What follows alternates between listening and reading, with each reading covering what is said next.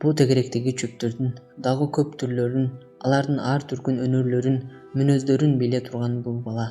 Мисалы, тиги боор каптап, күмүш жылтыр көлбөгөн тулаңга баланын боору ооруйт. Кызык деген ушул тулаң чөп өз башына өзү эмес, жел жүргөн жака жыгылат. Анан калса үлпүлдөгөн жибек чач, баштары желсе тура албагандай, үлп эткен жел жүрсө, апай беттеги калың тулаң толкуп кетет. Арасынан качкан түлкү жолдонуп, жылбырска толкун көлбөп турат. Ошол көркүнө маашыр белем. Тулаң күткөнү жел аргыдан бетер көйкөлөт да көйкөлөт. Ак окус жамгыр жаап, же өткүн аралашып мөндүр түшсө, Кудай бетин көрсөтпө. Баш катарга жер таппай далбас урат. Уйгу-туйгу жапырылып, жан далбастап жерге жабышат. Жерге байланганда качар буту болсо, удуруп качып бермек. Бирок тим эле кокуйлаган анткорлугу жаан чачып басылып, сыдырым жел урганда калың тулаң кайрадан баштагысындай толкуп, желге эркелеп, жерге жүгүнө берет. Ошентип кошулуп, ойноор курбусу жок жалгыз баланын досу, душманы деп тапканы, дүйнө деп көргөн бакканы ушулар. Баланы бу дүйнөдөн бир алаксытса, машине дүкөн гана алаксытат. Андай учурда баарын унутуп, чымын коюн чуркап жөнөйт. Ананчы машине дүкөн тиги жаткан таш же бул бутка чалынган чөп да эмес. Машине дүкөндө түшкө кирбеген дүр дүйнө бар дейсиң. Бала үйгө жүгүрүп жеткенде, машине дүкөн тамдардын арасынан жакындап келаткан. Кордондогу тамдар сууга беттеп салынган, өйүз бет үзүлүп түшкөн жар. Жогорку калың токой тиги жар башынан өөдө кетет. Ошол үчүн кордонго келчү жалгыз жол арттагы белестен бери эңкейиштеп келип, там аркага такалат. Бала жетип келип кабар бербесе, арка жолдон машине дүкөн келдиби жокпу, үйдөгүлөр туйбай калышы да этимал. Эркектер таң эртелеп жумуштарына кетип, азыр үйдө жок эле. Ургачылар үй тиричилигинде жүргөн. Келди машине дүкөн, келди, апталап, деп бала ачык турган эшиктердин алдынан бир кыйкырып өткөндө, аялдар алдастап калышты. Акча каткан жерлерин аңтарып, түйүнчөктөрүн ала кое чуркап чыгышты. Баланын көрөгөчтүгүн ай деп таянеси да мактап өттү. Машине дүкөндө өзү ээрчип келгенсип, бала корстон болуп калды. Элге жакшы кабар алып келгенине, эл менен кошо там аркага жүгүргөнүнө, эл менен тең машине дүкөндүн ачык оозуна топурашып турганына кубанды көтөрүлдү. Эл дегени алиги 3 аял. Дүкөндөгү малдан көзү өтүп, баланы кабардан чыгарып коюшту. Таянеси жүрөт, жутуна кол сунуп, бу кордондун баштыгы Абжашик, Орозкулдун зайыбы Бекей тайежеси турат, көзү менен малды териштирип, токой жумушчу атыккан Сейдакматтын келинчеги Гүлжамал жүрөт маалына жете элек кызын көтөрүп. Тиги жылтырагандын ар бирине көзү түшүп, болгону 3 катын. Бирок ызы чуу түшүп, апталапты башына көтөрүп жиберишкенде, дүкөнчү тартип сактагыла деп араң бас кылды.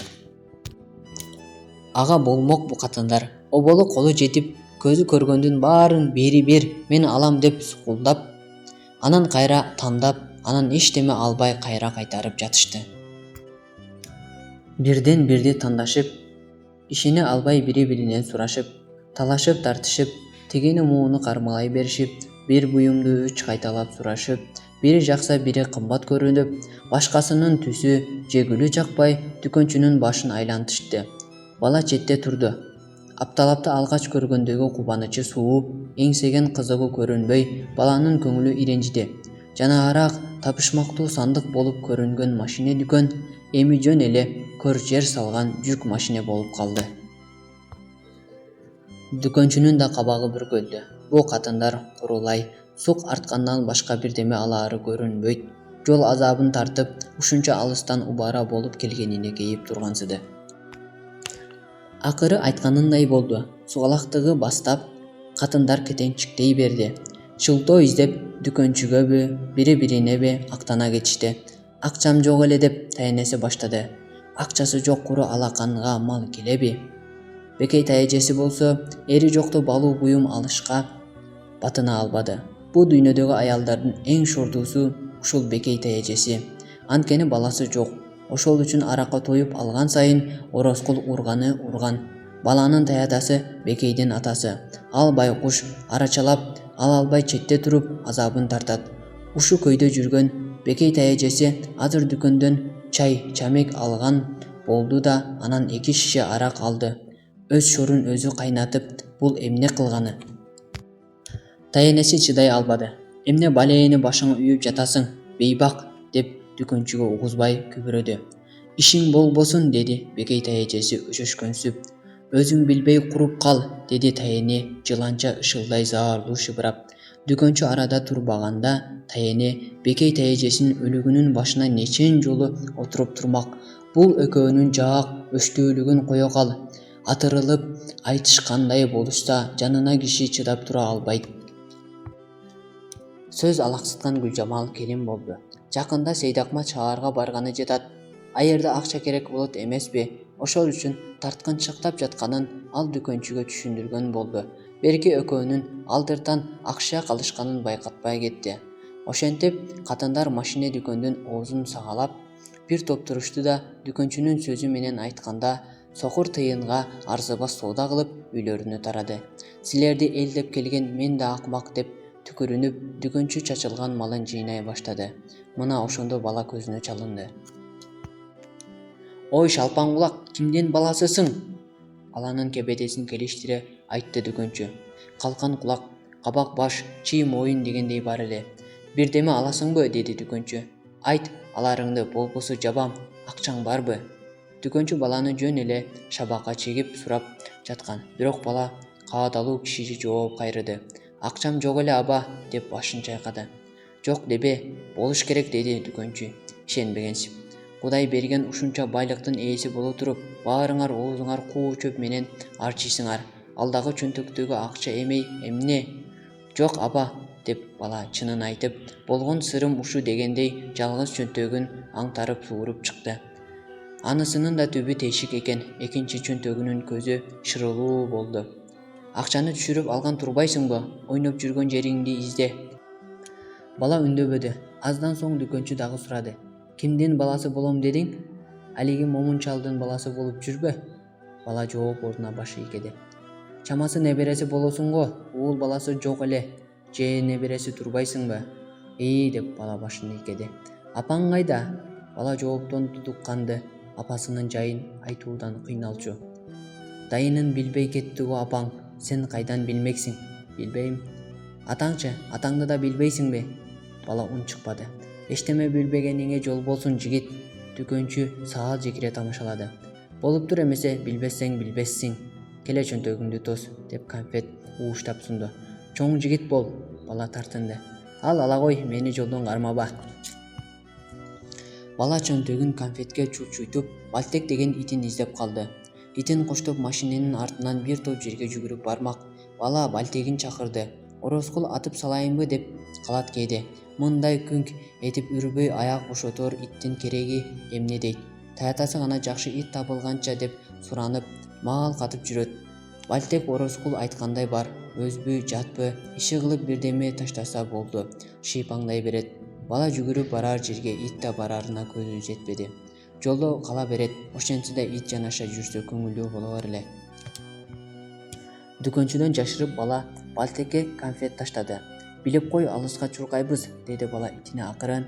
Бальтек кыңшылап, шыйпаңдап, дагы таттуу сурагандай болду.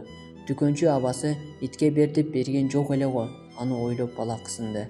Мына ушинтип турган чакты таятасы чыга келди. Абышка бал челектерди көргөнү кеткен. Эми маалында келгенин кара. Эгер саал эле кечиксе, бала кайдан китеп каптуу болмок. Көктөн кут түшкөндөй эле болду а күнүгү балага. Момунчал момун дегенчелик адам. Бул аймакта аны билбеген же ал билбеген жан жок. Эл аны Элбек момун деп атап алган. Улуу дебей, кичүү дебей, өз дебей, жат дебей көрүнгөнгө жапырылып салам берип, жумшаган иштен моюн толгобой көздү карап турат. Өмүрүндө оозунан жок деген сөз чыкпай, качан болсун, ким болсун, куп деп жүгүрүп кызмат кылып келатат. Эгер алтын деген күзүндө сапырылган сары жалбырак болсо, баасы кетер беле, аны сыңары момундун ак көңүлдүүлүгүн баалаган эч ким жок. Өзү курду карылар жеткен сый-урматка жетпеди.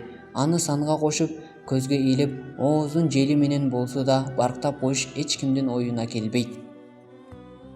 Бирок аш той боло калса момунсуз өтпөйт. Айрыкча бугу уурусунан кадырлуу кары а дүйнө кетсе, анын кара ашы, чоң ашынын кызматы момундун мойнунда. Момун өзү бугудан болот, ошого сыймыктанат. Ошол үчүн уруулаш тукумунун аш тоюна катышпай койбойт. Мал сойгондо момун, кадырлуу конокторду тосуп, атын алганда момун, отун жарып, от жагып, суу ташып, чай сунган да ошол эле момун. Анан калса маарекенин түйшүгү түгөнгүс, ылаңкасы арылгыс болот эмеспи?